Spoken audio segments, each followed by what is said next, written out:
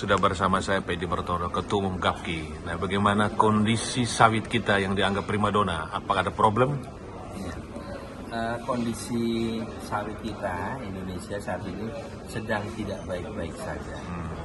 Kondisi kita 5 tahun ini produksi stagnan, produktivitas bahkan turun, bukan naik. Nah, sementara juga kita melihat kita sebagai produsen minyak sawit terbesar di dunia, tetapi di sisi lain kita adalah konsumen minyak sawit terbesar di dunia. Kita sebagai eksportir terbesar, tetapi kita prihatin kemarin ekspor kita di tahun ini turun karena memang demand daripada importir negara ini turun. Di satu sisi karena ada pesaing minyak nabati lain, contoh minyak bunga matahari dan minyak kedelai. Minyak bunga matahari tidak disangka-sangka bisa lebih murah daripada minyak sawit, sehingga seperti kemarin China karena stoknya cukup tinggi, sehingga mereka impor minyak sawit dari Indonesia mereka turun karena harga minyak bunga matahari lebih murah. Nah, inilah yang memang pemerintah kemarin sudah memperhatikan, artinya bahwa ini kompetitif ini harus terus dijaga sehingga ada penurunan levy. Nah, tapi yang perlu diperhatikan ke depan adalah peningkatan produktivitas ini sangat penting.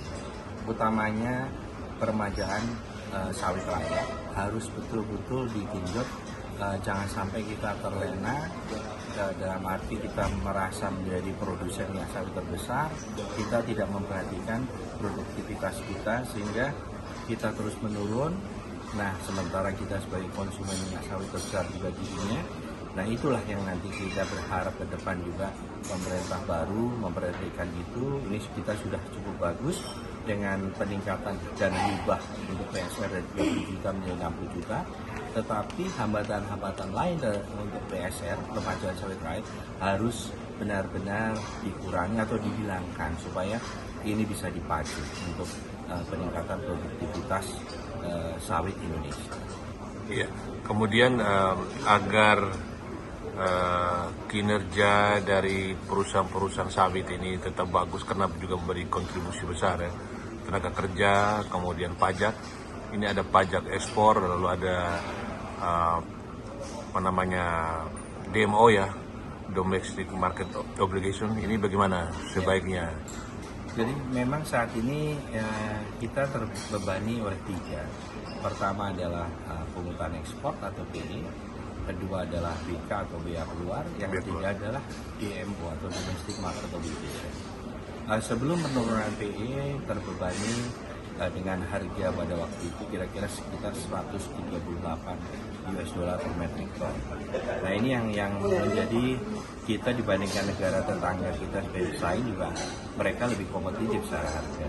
Nah, ini sudah bagus, sudah mulai kemarin diturunkan, tetapi memang yang perlu kita evaluasi lagi, apakah masih perlu adanya DMO dengan kondisi kita saat ini. Nah, mungkin kalau kami melihat harusnya DMO itu pada waktu memang benar-benar minyak sawit itu sulit di dalam negeri. Tapi kalau dalam kondisi saat ini minyak sawit itu cukup artinya untuk dalam negeri, sebaiknya itu karena itu membebani. Artinya itu juga menekan harga TBS petani.